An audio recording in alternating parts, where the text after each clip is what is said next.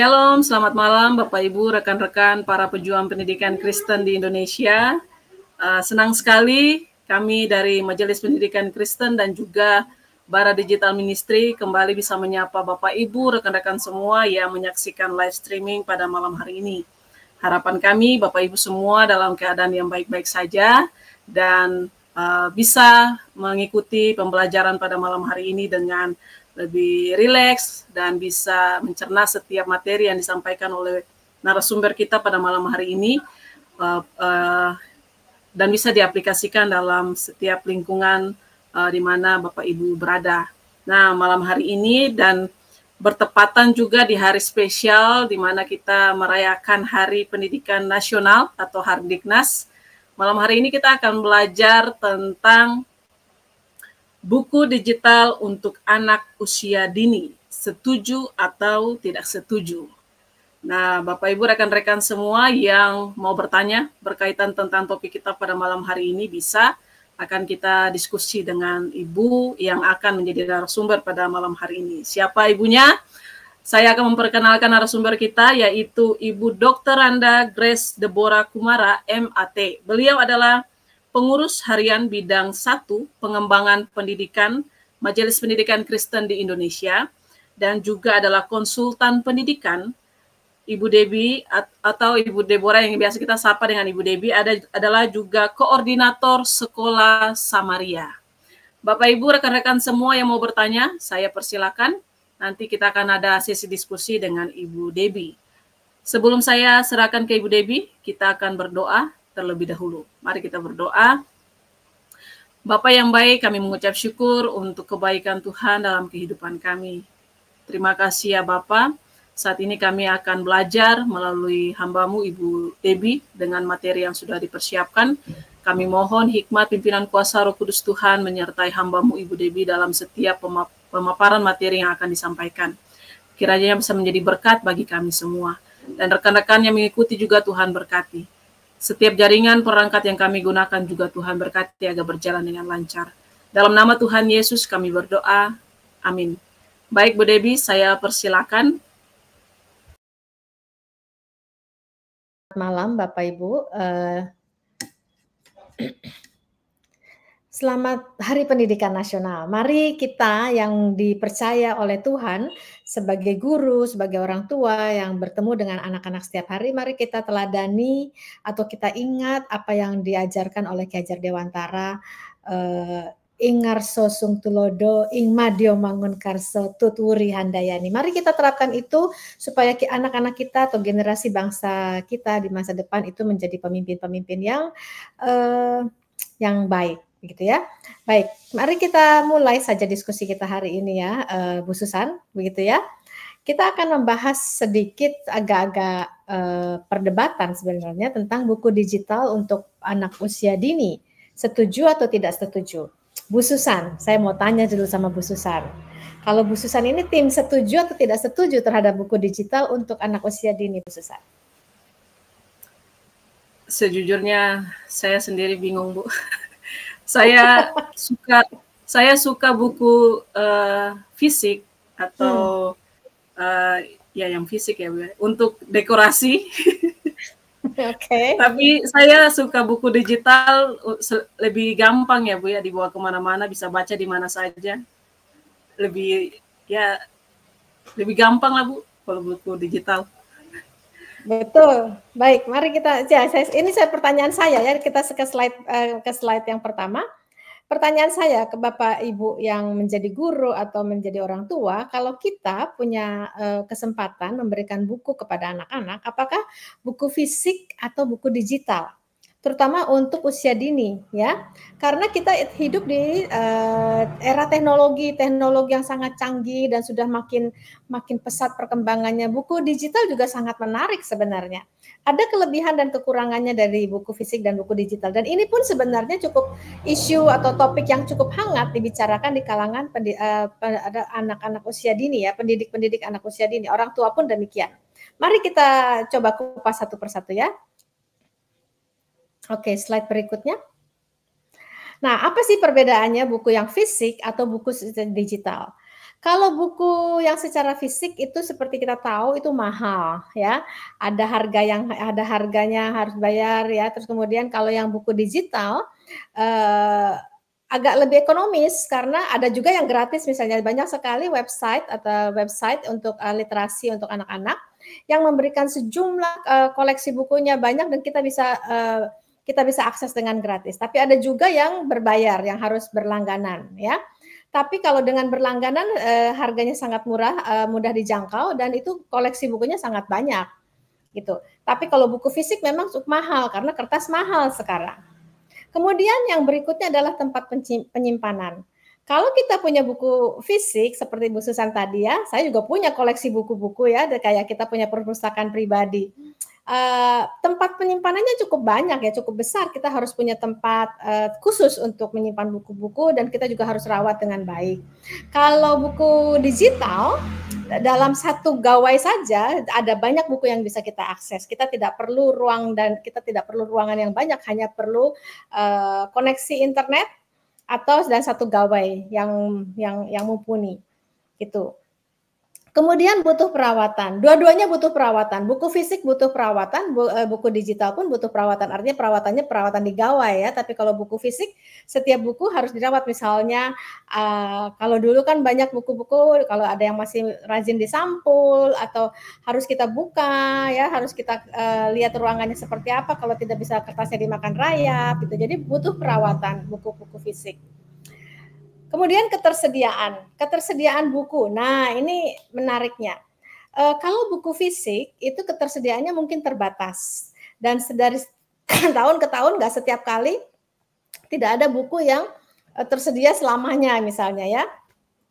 Ada buku-buku lama yang sudah tidak dicetak ulang, atau ada buku-buku baru yang mungkin hanya sedikit ketersediaannya. Sementara, keunggulannya buku digital. Dari buku lama sampai buku baru semuanya ada kalau diunggah di website itu semuanya kita bisa akses dan itu tidak dibatasi dengan waktu, tidak dibatasi dengan ruang gitu ya. Kita akses kapan saja bisa. Ya. Itu soal ketersediaan. Jadi ada kelebihan, ada kekurangannya. Kesehatan mata. Nah, ini juga penting. Ketika kita menjadi pembaca ya, banyak sekali anak-anak yang suka baca buku fisik. Kalau zaman angkatan saya ya, zaman dulu banyak yang sudah pakai kacamata di awal-awal, tapi karena mereka baca buku terlalu dekat atau penerangannya yang kurang gitu ya, itu kesehatan mata juga cukup penting diperhatikan. Tetapi ketika memakai buku digital, kesehatan mata lebih beresiko tinggi lagi. Kalau kita tidak perhatikan radiasi gawainya atau kita membaca terus-menerus sehingga matanya jadi kering, matanya jadi banyak sekali anak-anak sekarang problem mata karena terlalu lama memantau gawai ya, berhadapan dengan layar ya, karena radiasinya cukup tinggi. Nah, yang terakhir adalah sebenarnya yang paling penting adalah pengalaman membaca. Buku fisik dengan buku digital memberikan pengalaman membaca yang berbeda. Buku fisik punya pengalaman membaca yang cukup kaya sebenarnya dibandingkan buku digital. Gitu. Tetapi buku digital sebenarnya juga lebih menarik. Kenapa? Karena bisa interaktif, bisa mendengar suara sekarang. Kalau sekarang kan teknologi sudah canggih ya. Ada buku yang bisa didengar suaranya, bisa juga interaktif dengan ada pertanyaan gitu, ada kegiatan gitu. Tapi tetap itu satu arah. Gitu. Baik. Itu kira-kira perbedaan buku fisik dan buku digital. Nah, kelebihannya apa kalau buku fisik? Nah, ini yang menarik. Ya. Kelebihannya membaca buku secara buku fisik ya. Yang pertama adalah pengalaman sensorial. Ini yang tidak bisa digantikan oleh buku digital. Pengalaman membuka halaman kertas, mencium bau kertasnya, kemudian tangannya menunjuk gitu ya, membaca dari kalau anak usia dini mengenali huruf, mengenali kata, ditunjuk dengan tangannya, itu pengalaman sensorial. Anak-anak usia dini, terutama anak usia dini ya, anak-anak usia 3 tahun, 4 tahun, 5 tahun itu sangat-sangat membutuhkan pengalaman yang melibatkan seluruh panca inderanya, termasuk dalam membaca. Ya, ini tidak bisa tergantikan. Lalu kelebihannya membaca buku fisik adalah fokus dan daya konsentrasi. Anak-anak sekarang banyak sekali yang daya konsentrasinya sangat pendek. Kenapa? Karena ketika mereka berhadapan dengan games atau berhadapan dengan layar itu konsentrasinya jadi pendek sekali ya, jadi pendek. Tetapi kalau buku memang kadang-kadang jadi bosan karena tidak ada animasinya, tetapi justru itu menantang daya konsentrasi jadi panjang. Jadi buku fisik juga punya kelebihan ya, konsentrasi jadi panjang, kita bisa fokus. Kalau kita membaca buku di gawai, dan apalagi di gawai ya, kita bisa belum tentu bisa fokus, malah kita bisa cepat-cepat saja, kita tidak perhatikan, bahkan kita terdistraksi dengan kita buka halaman lain, ada iklannya, kita klik lagi, jadi belum tentu kita baca selesai di gawai. Itu salah satu kelebihannya membaca buku fisik. Nah, ketika kita membaca buku fisik, dan ini yang pengalaman yang penting juga ya, untuk usia anak dini, ketika dia bisa menghabiskan satu buku, dari halaman depan sampai halaman belakang itu menjadi satu kesuksesan yang luar biasa. Nah, ini pengalaman yang juga harus dirasakan oleh anak-anak usia dini. Oh, ternyata saya bisa ya membaca satu buku selesai. Gitu ya. Jadi bisa fokus, bisa konsentrasi, dan ketika pengalamannya, wah ternyata selesai bisa satu buku, sudah satu buku terbaca. Baik sekali ya. Kemudian yang berikutnya adalah kesehatan mata ya. Tadi kita sudah bahas ya bahwa kesehatan mata, buku fisik itu tidak melelahkan secara karena tidak ada radiasinya ya. Mungkin lelah bisa ngantuk ya, kadang-kadang kita kalau baca buku fisik jadi ngantuk ya, malah jadi gampang tidur. Nah, karena mata kita lelah, tetapi tidak karena terpancar oleh radiasi, mata kita tidak kering, tetapi memang kita harus memperhatikan penerangan dan jarak baca antara buku dengan mata kita. Bahkan ada salah satu studi mengatakan ketika kita membaca buku fisik, kalau terus kemudian kan kadang kita jadi tidur, itu sebenarnya lebih baik daripada membaca buku digital. Kenapa? Ketika kita membaca buku digital kemudian tidur, sebenarnya kita tidak menghasilkan hormon serotonin yang dibutuhkan saat kita tidur. Jadi kelebihannya cukup banyak untuk membaca buku fisik. Dan yang berikutnya yang mungkin salah satu yang akan saya bahas adalah kelebihan membaca buku fisik adalah otak bekerja dan lebih otaknya bekerja dan lebih bisa untuk menjadi kritis, kita latih untuk kritis. Kenapa? Karena ketika membaca buku fisik sebenarnya ada interaksi di otak. Kita fokus, kita bisa mengkritisi, kita bisa ada dialog antara tulisan dengan kita bertanya, benar nggak ya? Saya setuju nggak ya? Saya berpikir, saya mengkoneksikan antara apa yang dibaca dengan apa pengalaman saya, gitu, atau nilai-nilai saya, setuju nggak? Nah, ada dialog seperti itu sangat baik ketika kita membaca buku fisik. Kalau buku digital cenderungnya kita baca saja, belum tentu kita pahami lalu kita selesai.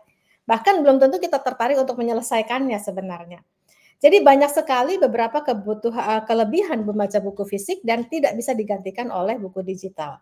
Kira-kira begitu. Bahkan ya, salah satu yang dibahas oleh salah satu profesor, Ibu Dr. Karlina, kalau nggak salah Karlina ya, berbicara begini, bahwa membaca buku fisik tidak bisa digantikan dengan buku digital. Kenapa? Karena otaknya kerja. Ya, bukan berarti buku digital tidak bisa, tidak, tetapi membaca buku fisik memang tidak tergantikan. Nah, sekarang apakah dengan demikian, apakah untuk anak-anak usia PAUD lebih baik membaca buku fisik atau membaca buku digital? Gimana? Kita coba lihat yang terakhir, slide yang terakhir yang mau saya tunjukkan. Silahkan. Nah, ketika anak usia 3 tahun, 4 tahun, yang tadi 5 tahun misalnya, ketika kita membacakan untuk anak, seringkali akan secara fisik pun ya, kedekatan itu ada. Kebersamaan itu ada. Ketika kita duduk memangku anak dan membaca buku bersama-sama, coba lihat Bapak Ibu, apa yang terjadi di gambar ini. Ada interaksi, ada obrolan misalnya, ada tanya jawab, kemudian ada kedekatan secara fisik, ada kedekatan secara emosional, ada kebersamaan, dan itu sebenarnya membuat memori untuk anak-anak usia dini. Dan ini tidak tergantikan. Apakah buku digital bisa? Bisa saja, gitu. bukannya nggak bisa, tetapi ada hal-hal yang lebih untuk buku fisik. Begitu kira-kira. Apakah buku digital boleh? Boleh sebenarnya, sangat boleh ya. Tetapi menurut saya dahulukan buku fisik. Karena pengalaman pertama anak saat usia dini, mereka harus mengalami apa yang sebenarnya, yang berbentuk dulu. Dan sekali lagi melibatkan panca indera.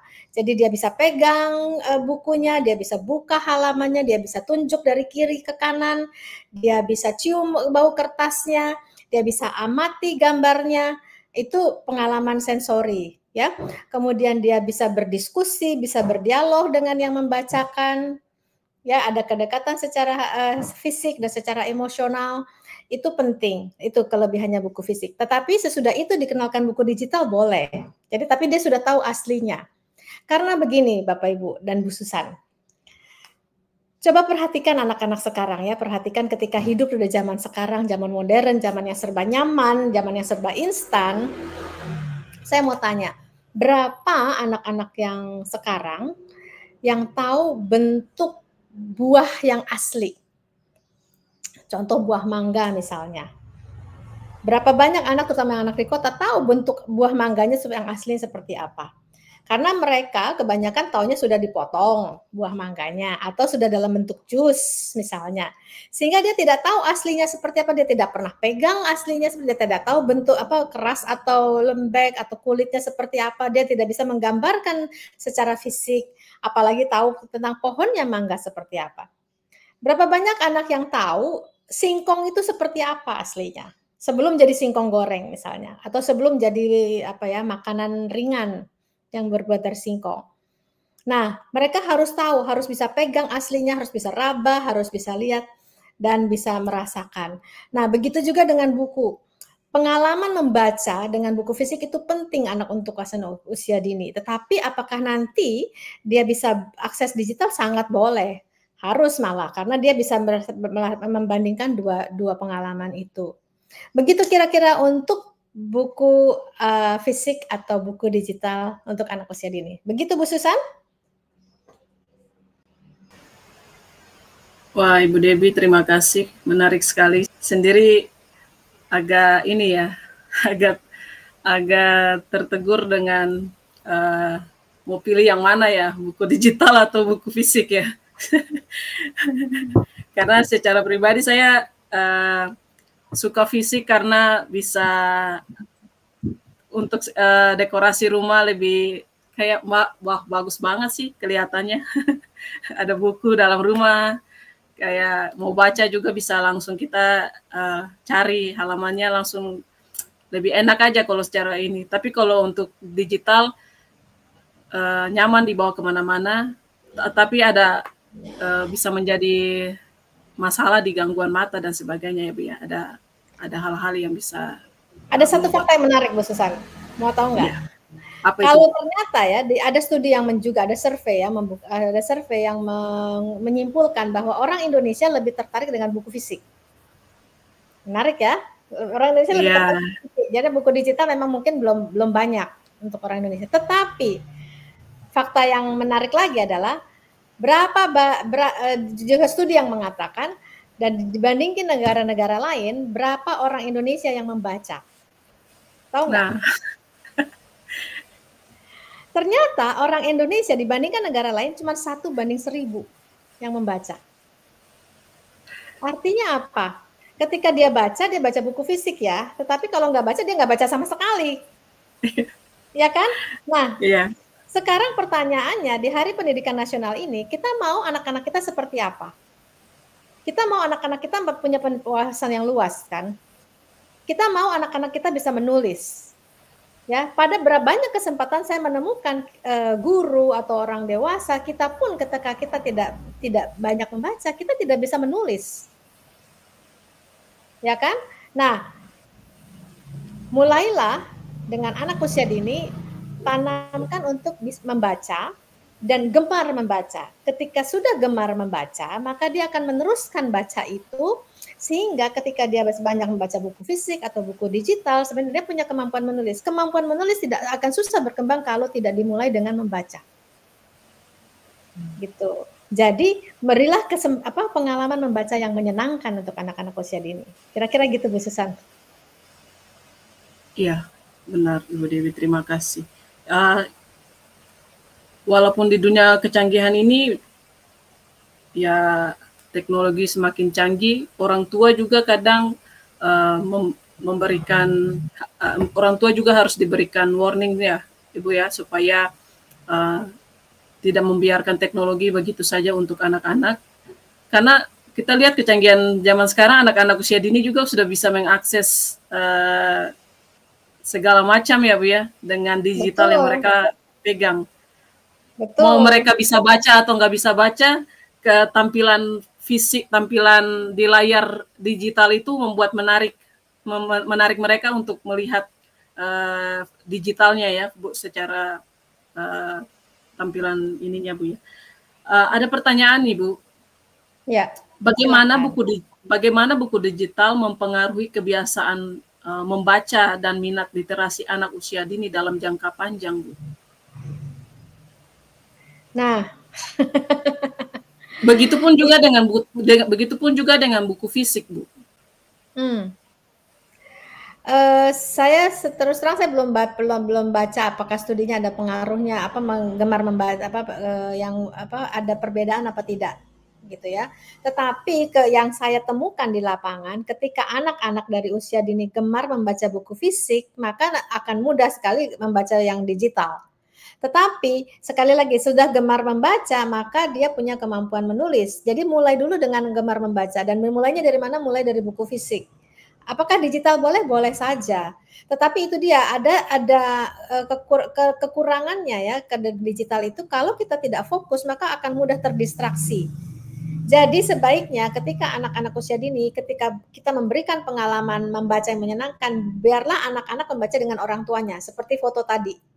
Baca dulu sama-sama, mau buku fisik atau buku digital, kemudian alami, biar anak-anak baca satu buku selesai, satu cerita selesai. Lalu kemudian ada dibahas, ada interaksi, ada kegiatan. Sehingga dia, oh ternyata menyenangkan ya membaca ya. Atau ada diskusi misalnya. Jadi biarkan pengalaman membaca itu ada salah satu cara untuk membuat memori dengan orang tua. Jangan dibiarkan sendiri. Begitu. Nah, ketika menyenangkan bersama dengan orang tua, maka terjadi komunikasi. Ya kan? Ada komunikasi, ada diskusi dengan orang tua, itu akan berlanjut.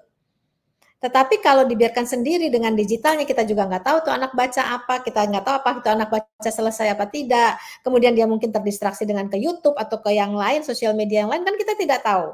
Ya, jadi marilah untuk anak usia dini kita tanamkan gemar membaca, dan gemar membaca itu tidak bisa selesai dalam waktu singkat. Kita harus punya habit, harus punya kebiasaan.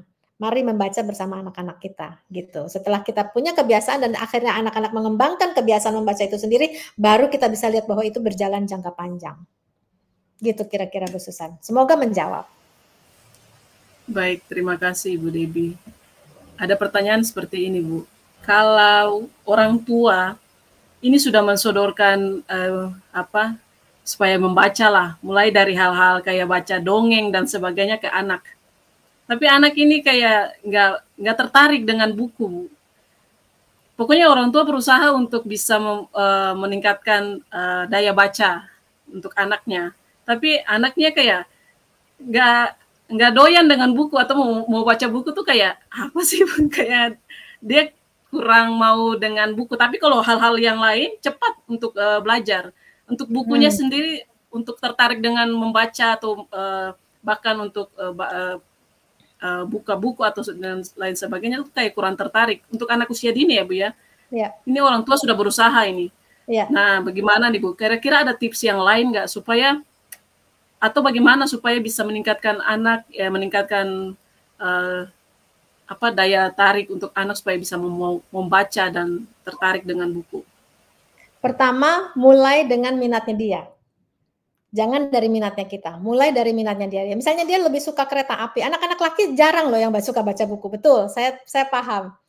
Tetapi ketika misalnya dia suka kereta api atau dia suka transportasi, yuk kita cari yuk tentang kereta api. Gitu. Kita lihat yuk gambar buku-buku tentang kereta api. Terus kemudian kita ternyata kereta api dulu tuh begini ya. Zaman dulu tuh mulai dari zaman dulu nggak ada tuh yang kereta api kayak wus gitu ya, cepat gitu. Nggak ada, mulainya dari yang sejarah itu, mulai dari yang pakai batu bara misalnya gitu. Terus kemudian dipelajari informasi. Jadi mulai dari minat anak. Itu yang pertama. Yang kedua, memilih buku memang ada cara-caranya memilih buku supaya anak-anak berminat. Yang kedua adalah cari buku yang kosakatanya sesuai dengan levelnya dia. Karena anak-anak itu tidak semuanya punya kosakata yang sama pada waktu yang bersamaan. Gitu. Jadi memang harus dengan umur bertambah sebenarnya kosakata harusnya bertambah. Gitu. Tetapi karena anak-anak Indonesia jarang diekspos dengan buku, jarang diekspos dengan misalnya kita berdialog, akhirnya kosakata anak-anak Indonesia sebenarnya jadi terlambat tumbuhnya. Nah, oleh karena itu mari kita sesuaikan buku-buku yang kita pilih, pertama sesuaikan dengan minatnya, minat anak, kemudian sesuai dengan levelnya masing-masing. Begitu. Dan memang gambar yang menarik, cerita yang menarik itu juga menentukan. Jadi jangan anak usia 3 tahun atau usia 3 tahun tapi dikasih yang kata-katanya sudah panjang. Udah nggak tertarik dia. Anak 3 tahun lebih banyak membaca warna, membaca gambar. Gitu. Jadi berikan yang sesuai dengan levelnya. Jadi gambarnya banyak, terus kemudian warnanya cerah, ilustrasinya menarik, kemudian banyak detail yang dia bisa perhatikan gitu. Jadi dia itu salah satu cara cara-cara bagaimana memberikan pengalaman membaca yang positif. Begitu kira-kira. Semoga membantu Bu Susan. Baik Ibu Debbie, terima kasih. Sebenarnya ada satu pertanyaan lagi, tapi karena waktu kita sudah terbatas, apa mungkin satu pertanyaan lagi ya Bu ya? Boleh. Nanti saya jawab dengan singkat ya, semoga saya jawab dengan singkat. Baik, seperti yang tadi Ibu sampaikan, buku fisik itu kan mahal ya Bu ya. Kalau untuk anak-anak atau orang tua yang berkecukupan atau yang ada di daerah-daerah tertentu yang bisa secepat kilat bisa membelikan buku untuk anak, bagaimana dengan anak-anak yang bahkan mau mendapatkan buku susah, cerita ya? atau mendapatkan buku dongeng saja itu agak susah, Bu. Bagaimana supaya anak-anak di luar daerah ini bisa tertarik dengan membaca, walaupun sepertinya mereka agak kesulitan memiliki buku secara fisik maupun secara digital, Bu. Bagaimana membawa mereka untuk tertarik dalam meningkatkan literasi mereka, Bu? Ya, sebenarnya betul. Itu mirisnya ketika di Indonesia itu kondisinya beragam, begitu. Tetapi saya juga saya sering sekali menemukan banyak orang atau inisiatif-inisiatif dari komunitas yang ada perpustakaan keliling misalnya, yang ada rumah singgah yang membawa buku. Bisa sebenarnya banyak loh. Ada rumah baca misalnya. Jadi adalah inisiatif komunitas yang tetap ingin meningkatkan literasi. Itu ada. Yang bahkan saya juga sempat membaca ya, entah berapa tahun yang lalu, ada orang yang berinisiasi ke daerah luar 3T misalnya, dia bawa buku dengan motor misalnya. Jadi kayak perpustakaan keliling, itu mengharukan. Nah, itu mari kita sesama masyarakat Indonesia kita tetap saling membantu. Kita tetap membantu untuk daerah-daerah yang kekurangan buku, misalnya kita tetap kirim buku kepada anak-anak yang di daerah. Buku fisik ya, buku fisik. Dan itu tetap disambut dengan hangat. Dan itu harus terus dijalankan menurut saya. Ada banyak memang tersebar, tetapi ya itu harus tetap harus terus diupayakan. Gitu kira-kira Bu Susan. Baik Bu Debbie, terima kasih. Dari momen Hari Pendidikan Nasional ini, kiranya pemerintah juga atau kita sesama para pejuang pendidikan Kristen juga mempedulikan orang-orang di luar sana yang mungkin kesulitan dalam hal bahkan buku saja susah untuk didapatkan, kita bisa salurkan ya Bu ya, melalui komunitas-komunitas tertentu yang sudah ada, bisa dicari pun di sosial media mereka Bu, untuk bisa berbagi, supaya anak-anak di luar sana juga bisa mengecap pendidikan sama seperti kita yang ada di kota ya Bu ya. Iya, betul. Terima kasih Ibu Debbie. Apa ada closing statement dari Ibu sebelum kita menutup semuanya? Dan bisa langsung ditutup dalam doa, Ibu. Saya persilakan. Ya, baik. Terima kasih Bu Susan. Bapak Ibu sebagai orang dewasa yang menyadari pentingnya membaca bagi anak-anak kita. Sementara kita pun ingin anak-anak kita punya wawasan luas, anak-anak kita punya kecakapan literasi yang tinggi, mari kita mulai dari kita. Mari kita memberikan pengalaman membaca yang positif kepada anak-anak. Melalui buku fisik maupun buku digital, mari kita memberikan pengalaman yang positif sehingga anak-anak kita gemar membaca. Dari mereka gemar membaca, maka mereka bisa mengembangkan kemampuan menulisnya. Dan itu mengembangkan literasi anak-anak itu tidak cukup hanya di sekolah. Dan tidak bisa hanya dalam 1 tahun, 2 tahun. Itu terus-menerus berkembang sampai dia usia matang, sampai SMP. Baru kita bisa lihat matang kemampuan literasi mereka. Kira-kira begitu. Semoga anak-anak kita semakin meningkat kemampuan literasinya karena kita pun juga mendukung mereka. Baik Bapak Ibu, mari kita berdoa. Tuhan, terima kasih karena Engkau sudah mempercayakan kami dengan anak-anak yang di hadapan kami, baik anak yang di keluarga maupun anak-anak siswa yang ada di sekolah. Tolong kami Tuhan ketika kami dipercayakan jiwa-jiwa di tangan kami, biarlah Engkau boleh memakai kami supaya kami boleh mendidik mereka dan membesarkan mereka seperti yang Tuhan inginkan, dan mereka boleh bertumbuh, mengenal Tuhan dan menjadi alat Tuhan untuk berkontribusi di masyarakat seperti yang Tuhan panggil mereka. Terima kasih untuk pengalaman berbincang-bincang ini, biarlah pengalaman ini boleh menjadi berkat untuk di banyak kalangan. Di dalam nama Yesus Kristus kami berdoa. Amin. Amin. Terima kasih Ibu Debbie untuk malam hari ini dalam penyampaian materi yang sangat luar biasa, memberkati kita semua. Di momen Hari Pendidikan Nasional ini, satu kalimat mungkin dari Ibu Debbie yang mau Ibu sampaikan lagi sebelum saya closing di Hari Pendidikan Nasional ini, Bu. Ya, ini aja semboyannya dari Ki Hajar Dewantara aja ya. Jadi di depan kita harus menjadi teladan, di tengah kita harus mendampingi anak-anak, dan di belakang mari kita dukung anak-anak kita. Gitu saja. Siap. Terima kasih Ibu Debbie. Mari kita memperingati hari penting ini dengan semangat yang terus berkobar-kobar untuk meningkatkan mutu pendidikan nasional dan memberikan kesempatan untuk setiap pendidikan bisa menjadi lebih baik lagi dalam generasi mendatang. Terima kasih Ibu Debbie untuk pelayanannya. Tuhan Yesus memberkati Ibu dalam setiap tugas, tanggung jawab, dan pelayanan, dan keluarga Tuhan juga memberkati. Terima kasih Bapak Ibu, rekan-rekan semua yang sudah menyaksikan live streaming pada malam hari ini. Jangan lupa untuk di-share kepada rekan-rekan Bapak Ibu yang lainnya supaya banyak orang juga diberkati. Dan kita jumpa lagi di hari Kamis depan dengan topik dan pembahasannya lebih menarik lagi. Saya Susamatu Perisa bersama dengan Ibu Debbie dan tim di balik layar dan semua pengurus harian Majelis Pendidikan Kristen mengucapkan terima kasih dan selamat malam. Tuhan Yesus memberkati kita semua.